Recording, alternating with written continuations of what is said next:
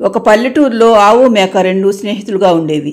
ఒకరోజు అవి రెండు ఊరి పక్కనే ఉన్న అడవికి వెళ్లి గడ్డి మేసి వస్తుండగా వాటికి 3 సీతాకోక చిలుకలు గొడవ పడుతూ కనిపించేసరికి ఆవు మేక రెండు వాటి దగ్గరికి వెళ్లి, ఎందుకు మీరు ముగ్గురు అలా గొడవ పడుతున్నారు అని అడుగుతాయి.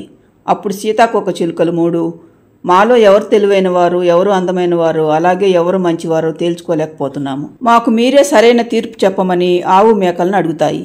అప్పుడు ఆవు, మిమ్మల్ని మేమిప్పుడే కదా చూసింది, మీ గురించి పూర్తిగా తెలుసుకోకుండా ఎవరెలాంటి వారో మేమెలా చెప్పగలం? మేము ఆహారం కోసం ప్రతిరోజు ఈ అడవికి వస్తుంటాము. ఇక నుండి మిమ్మల్ని గమనించి 4 రోజుల తర్వాత మీ గురించి సరైన తీర్పు చెబుతాము అని అంటుంది. సీతాకోక చిలుకలు 3 సరేనని చెప్పి అక్కడి నుండి వెళ్ళిపోతాయి. అప్పటి నుండి ఆవు మేకలకు అడవికి వచ్చినప్పుడల్లా సీతాకోక చిలుకలు 3 ఎదురుపడుతుండేవి. 4 రోజుల తర్వాత ఒకరోజు ఎప్పట్లాగానే ఆవు మేక అడవికి వచ్చి గడ్డి మేస్తూ ఉంటాయి. తీర్పు చెప్పేది ఆ రోజే కాబట్టి సీతాకోక చిలుకలు 3 ఆవు మేకలు ఎక్కడున్నాయో వెతుక్కుంటూ విడివిడిగా బయలుదేరి వస్తుంటాయి. మొదటగా వచ్చిన సీతాకోక చిలుక, ఇప్పుడు చెప్పు గోమాత, మా ముగ్గురులో ఎవరు అందమైన వారు, ఎవరు తెలివైన వారు, అలాగే ఎవరు మంచివారు అని అడుగుతుంది. ఆవు దానితో, మిగతా ఇద్దరిని కూడా రానివ్వు చెబుతాను అంటుండేసరికి అప్పుడు నీలం రంగు సీతాకోక చిలుక ఆవు దగ్గరికి వచ్చి, గోమాత, మీ స్నేహితులిద్దరూ త్వరగా ఇక్కడి నుండి వెళ్ళిపోండి. ఎందుకంటే ఒక తోడేలు ఇటువైపే వస్తుంది. మీరు దాని కంట పడ్డారంటే అది మిమ్మల్ని బ్రతకనివ్వదు. కాబట్టి మీరు ఎంత త్వరగా ఇక్కడి నుండి వెళ్ళిపోతే అంత మంచిది. వెళ్ళండి వెళ్ళండి అని కంగారు పడుతూ చెబుతుంది. మొదట వచ్చిన సీతాకోక చిలుక మాత్రం, అదేమిటి, ఈరోజు వీళ్ళిద్దరూ మన గురించి తీర్పు చెప్పాలి కదా, వెళ్ళిపోతే ఎలా? ఆ తోడేలు వచ్చినప్పుడు చూసుకోవచ్చులే అని అంటుంది. ఇంతలో తోడేలు వచ్చి ఆవు మేకల ముందు నిలబడుతుంది. అప్పుడు నలుపు ఎరుపు రంగులో ఉన్న 3వ సీతాకోక చిలుక వాటి దగ్గరికి వచ్చి, గోమాత, ఈ చుట్టుపక్కల అంతా వెతికాను. నీ జబ్బును తగ్గించే మూలికలు ఎక్కడా కనపడలేదు. ఇప్పుడెలా గోమాత అని కంగారుగా అడిగేసరికి తొడేలు, జబ్బేమిటి గోమాత, అసలేమైంది అని అడుగుతుంది. అప్పుడు ఆవు తొడేలుతో, కంగారు పడకు తొడేలు, నాకు ఏ జబ్బు లేదు. అసలు ఈరోజు నిన్ను ఇక్కడికి ఎందుకు రమ్మన్నానో, అసలేం జరిగిందో నీకు రేపు చెబుతాను. ఇప్పుడు నువ్వు వెళ్ళిపోమని ఆవు తొడేలును పంపించేస్తుంది.